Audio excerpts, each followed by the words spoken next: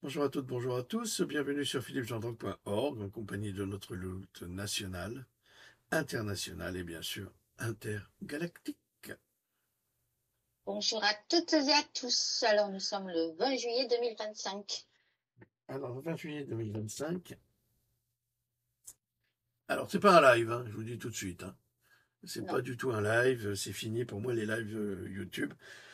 J'ai essayé de vous aider pendant toutes ces années, c'est fatigant, les questions sont épuisantes, de bêtises souvent. Vous vous prenez pas en charge. Je peux pas vous aider plus que ce que je fais. Il faut vous responsabiliser. Je sais pas, vous n'êtes pas des enfants. Quand je vous dis qu'il existe des dentifrices avec des probiotiques, vous pouvez me dire non, est-ce que je peux le trouver? Ben, vous faites une recherche. Vous faites une recherche et vous le trouverez.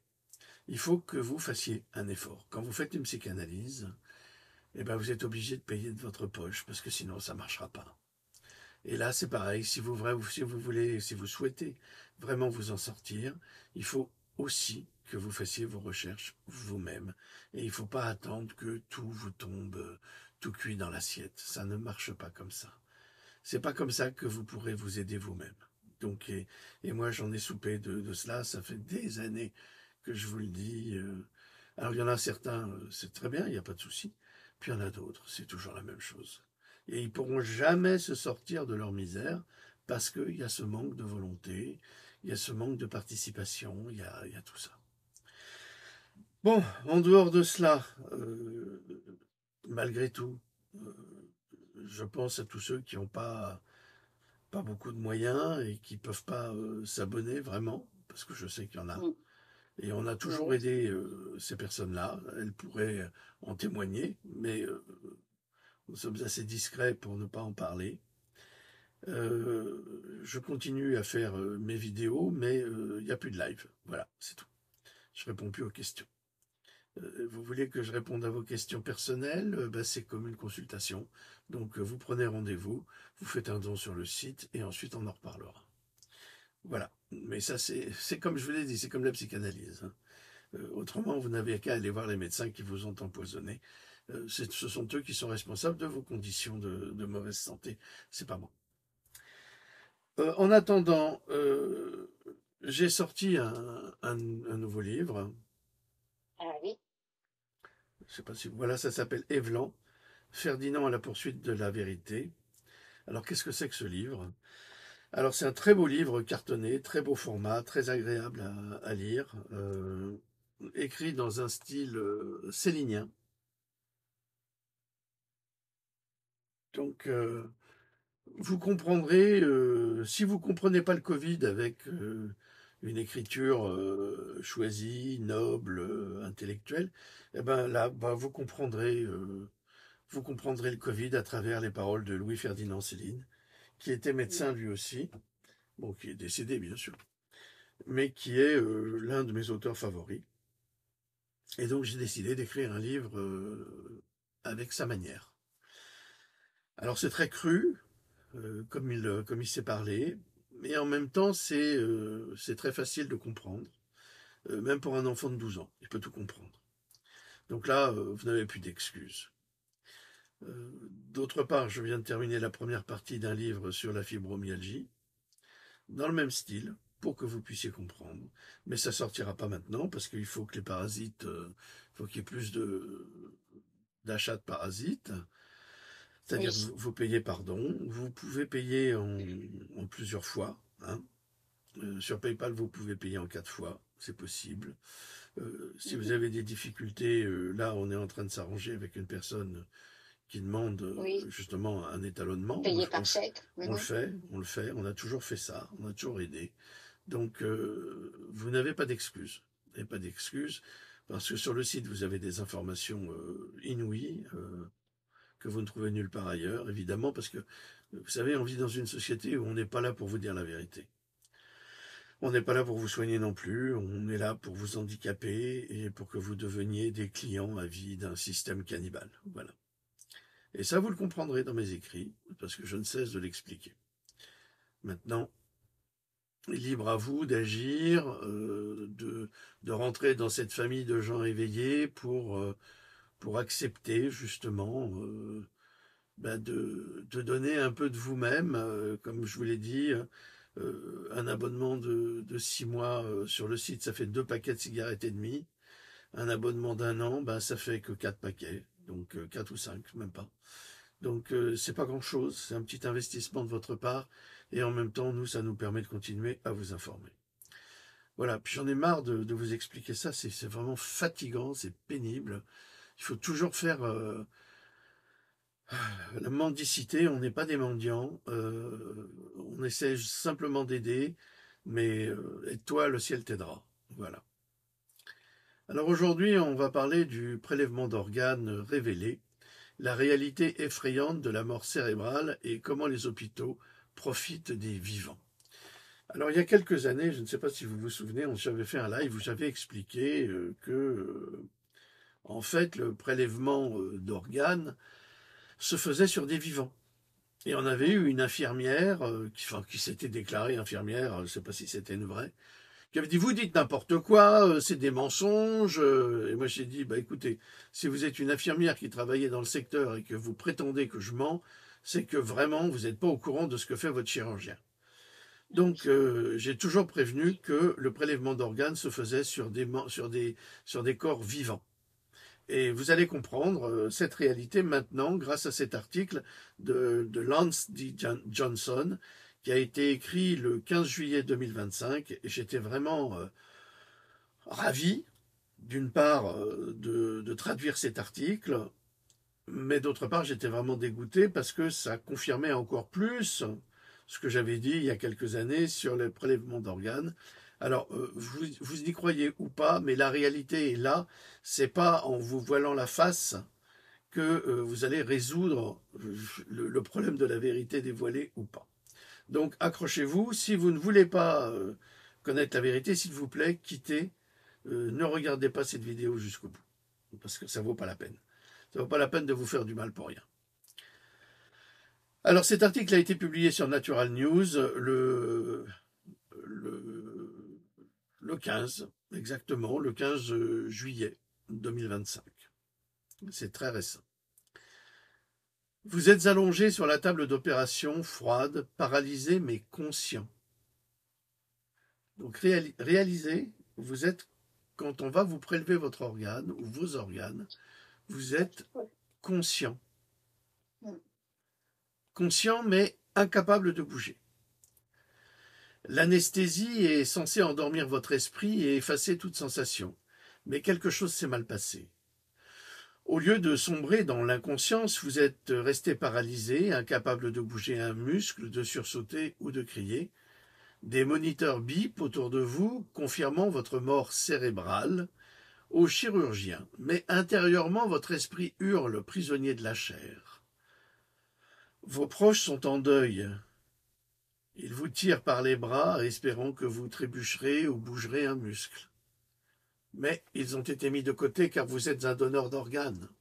Et l'équipe de soins intensifs se prépare à prélever vos organes pour les conserver et les transplanter dans un autre corps.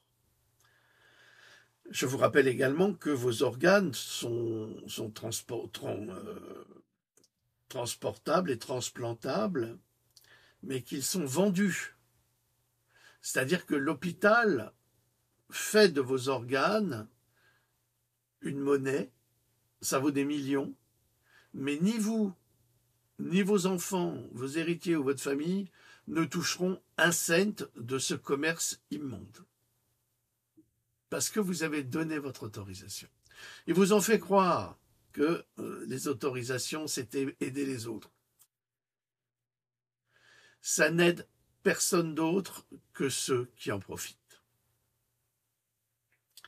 Leur temps au groupe chirurgical étant limité, ils accélèrent le processus, mettant la famille de côté.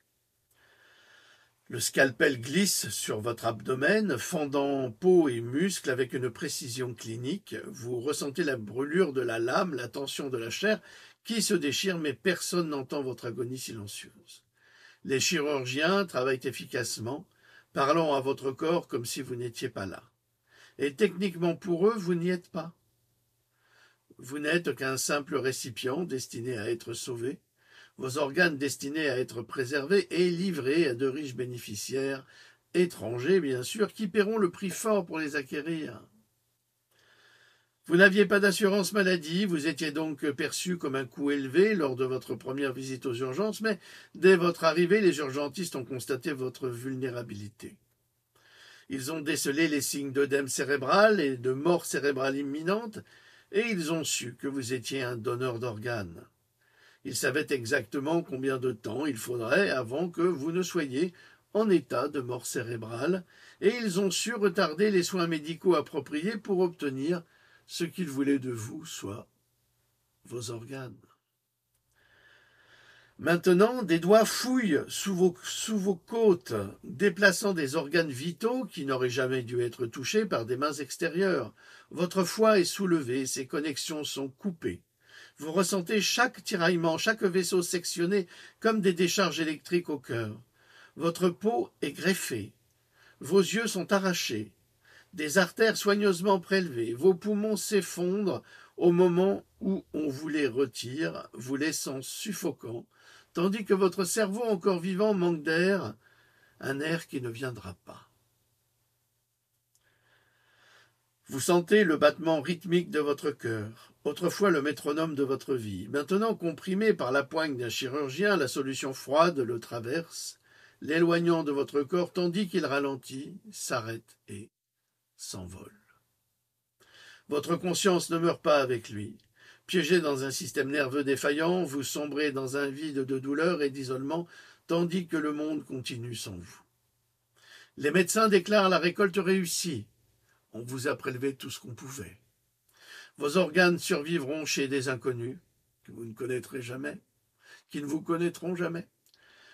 Mais vous, ce qu'il vous reste, persistez dans les restes mutilés de chair et d'os, conscient jusqu'à ce que la dernière étincelle d'activité cérébrale s'éteigne. Le don d'organes est entouré de tromperies. La promotion du don d'organes par l'industrie médicale est entachée de tromperies. Les hôpitaux exploitant des failles juridiques pour déclarer des patients en état de mort cérébrale alors que leur cœur bat encore. Écoutez bien ça, je vais le relire. Les hôpitaux exploitant des failles juridiques pour déclarer des patients en état de mort cérébrale. Ça veut dire qu'il y a une complicité des hôpitaux. Les mêmes qui vont refuser les soins aux non-vaccinés sont les mêmes qui vont profiter des corps qu'on pourrait sauver, mais dont on a besoin des organes pour faire du commerce et maintenir les hôpitaux à flot en vendant ces mêmes organes. Alors que leur cœur bat encore, c'est-à-dire qu'on tue des gens alors qu'ils sont encore vivants. Derrière les blocs opératoires stériles et la rhétorique altruiste se cache une vérité brutale. Les médecins manipulent les définitions de la mort pour prélever des organes sur des donneurs sans méfiance, dont certains peuvent être encore conscients pendant l'intervention.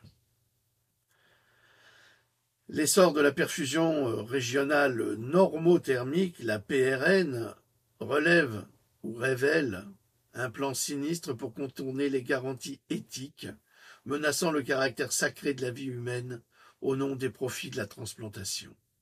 Pire encore, certains patients se présentent aux urgences et pourraient être sauvés d'un œdème cérébral progressif et d'une mort cérébrale imminente, mais leur dossier est classé sans suite jusqu'à ce qu'il soit trop tard, ce qui permet aux équipes de soins intensifs de les déclarer en état de mort cérébrale et de commencer le prélèvement de leurs organes. En clair, vous avez un médecin aux urgences qui regarde votre dossier, et puis il y en a un autre qui a besoin des organes, et puis il va lui arracher le dossier des mains, il dit non, laisse tomber, ça c'est pas important, et puis il va le ranger justement dans la pile de dossiers d'organes à traiter en urgence, et comme ça, votre vie va passer à l'as, simplement parce qu'un dossier a été prélevé et mis là où il fallait pas.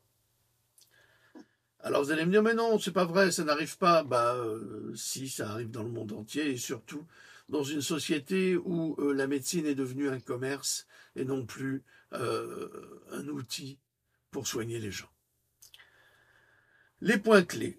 Les hôpitaux ont de plus en plus recours à la perfusion régionale normothermique, la PRN, pour induire artificiellement la mort cérébrale après avoir déclaré la mort circulatoire, contournant ainsi les protections légales et éthiques. Alors, vous avez compris, normalement, si votre cerveau n'a plus de réaction, vous êtes considéré comme mort, vous êtes un légume. C'est entendu, on a compris, on est d'accord. Mais eux, qu'est-ce qu'ils font? En fait, ils vont tricher. Ils vont avoir recours à une perfusion régionale normothermique. Ça, vous pourriez le demander si ça vous est arrivé, ou arrivé à un membre de votre famille. Avez-vous fait une perfusion régionale normothermique, une PRN? Si on vous dit oui, mais ils vont dire que c'est le secret médical, donc ils ne vont pas le dire, mais si on découvre que oui, ça veut dire qu'ils ont faussement endormi votre cerveau en faisant croire qu'il était mort alors qu'il ne l'était pas. Parce qu'ils induisent artificiellement la mort cérébrale après avoir déclaré la mort circulatoire, contournant ainsi les protections légales et éthiques. Alors évidemment, les médecins qui font ça et qui s'en mettent plein les poches, eh bien, ils vont détester cette capsule, ils vont la haïr. Pourquoi? Parce que ça révèle qu'en fait, ce sont des gens qui ne pensent qu'à l'argent et pas du tout à la science. Parce que c'est pas de la science, ça, c'est du cannibalisme. Les médecins relancent le cœur après avoir bloqué le flux sanguin vers le cerveau, ce qui soulève la question, le cœur d'un cadavre peut-il battre tout seul? Point d'interrogation. Les éthiciens avertissent que le PNR viole la règle du donneur mort et exploite les populations vulnérables, en particulier les victimes d'overdoses de drogue. L'absence de consentement éclairé signifie que leur famille abandonne sans le savoir leurs proches à des procédures qu'elles n'approuveraient jamais si elles étaient pleinement informées. Alors là, comme vous l'avez vu, victimes d'overdose et de drogue, ça veut dire que les médecins se justifient en disant « bon, c'est un drogué, on ne peut plus rien pour lui, on s'en fout, allez, on le prend ». La demande mondiale d'organes dépasse l'offre, 10 sur 1, ce qui met les systèmes médicaux sous pression pour suivre le rythme. Des alternatives existent, mais les incitations financières et la demande d'organes poussent à continuer d'utiliser le NRP, donc la perfusion régionale normothermique, mais les incitations financières et la demande d'organes poussent à utiliser ce NRP malgré la condamnation généralisée des professionnels de la santé. La science macabre derrière la mort cérébrale et le prélèvement d'organes. Pendant des décennies, les équipes de transplantation ont opéré selon 2 définitions légales de la mort.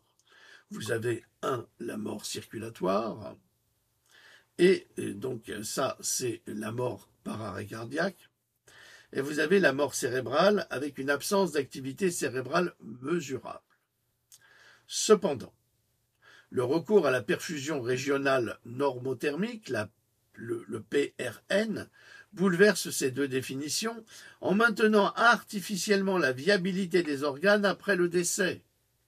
Ce processus est d'une précision effrayante.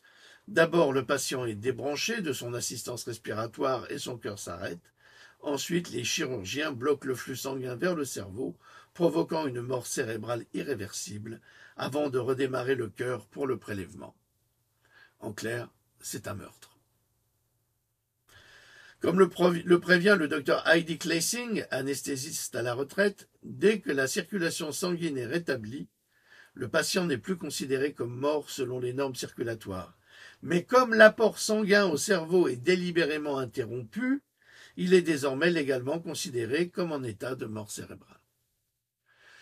Donc par un tour de passe-passe, il bloque l'arrivée du sang dans le cerveau et de l'oxygène, ce qui fait que le cerveau est déclaré mort. Et une fois que le cerveau est déclaré mort, on va dire, écoutez, ce cadavre n'est qu'un légume, il nous reste à prélever ses organes. Ce tour de passe-passe juridique permet aux hôpitaux de prélever des organes sur des donneurs qui, selon toute mesure traditionnelle, étaient encore en vie quelques instants auparavant. Un système fondé sur la tromperie. Malgré les condamnations de l'American College of Physicians et des bioticiens, c'est le biotechnique, c'est l'esthétique.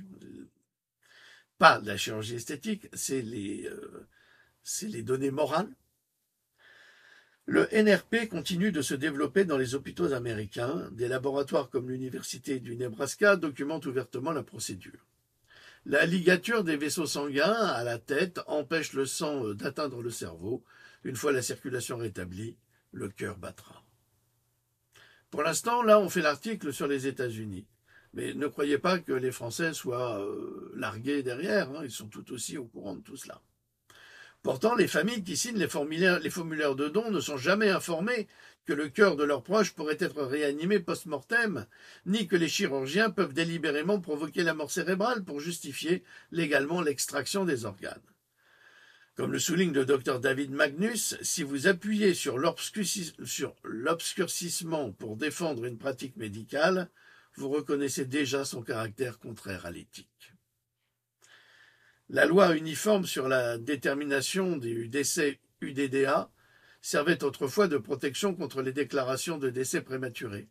Mais le NRP la vide de son sens. Alors que les programmes de transplantation privilégient le profit à l'éthique, la sensibilisation du public est la seule défense restante. Comme l'avertit la bioéthicienne Loris Kaljan. Le NRP instrumentalise la technologie médicale pour redéfinir la mort, sacrifiant les limites éthiques au profit des quotas d'organes. La demande mondiale d'organes dépasse l'offre, ce qui met la pression sur les hôpitaux. La demande mondiale des organes dépasse largement l'offre. Moins de 10% des transplantations nécessaires sont réalisées chaque année, malgré 150 000 interventions dans le monde. C'est l'Observatoire mondial du don et de la transplantation de 2020 qui le publie. Cette grave pénurie alimente un marché désespéré et même souvent abusif. Les hôpitaux et les centres de transplantation subissent une pression croissante pour obtenir des organes dans un contexte de liste d'attente de plus en plus longue, tandis que certains patients, mus par la survie, se tournent vers des moyens illégaux, payant des sommes exorbitantes dans des transactions clandestines qui s'attaquent aux plus démunis, comme en Inde ou dans les pays d'Amérique du Sud, où vous acceptez de vendre un rein pour 10 000 $ alors que ça sera revendu entre 1 à 2 millions de dollars, si ce n'est pas plus. Que peut-on faire ? Vérifiez votre statut de donneur, rendez-vous au DMV local ou l'institution associée et retirez votre statut de donneur d'organes. Si les hôpitaux refusent de divulguer la vérité sur le prélèvement d'organes et les processus qui le rendent plus efficace, renoncez donc complètement à offrir vos organes à une science cannibale. Les proches vivent un véritable enfer en regardant ce processus se dérouler dans les hôpitaux. Il n'y a aucun réconfort à savoir que les organes de leurs proches ont servi à sauver d'autres vies, surtout quand leurs propres proches auraient pu être sauvés. Mais ils ne sauvent pas d'autres vies, ils correspondent à une altération de cette vie par un commerce criminel qui va rapporter qu'à un tiers, c'est quoi? C'est l'hôpital, c'est je sais pas, c'est le donneur qui va payer tant, c'est la mutuelle qui va rembourser tant, c'est tout un commerce, c'est monstrueux. Et tout ça, ça va enrichir qui? Les mêmes salauds qui nous empoisonnent avec les gros vides et autres.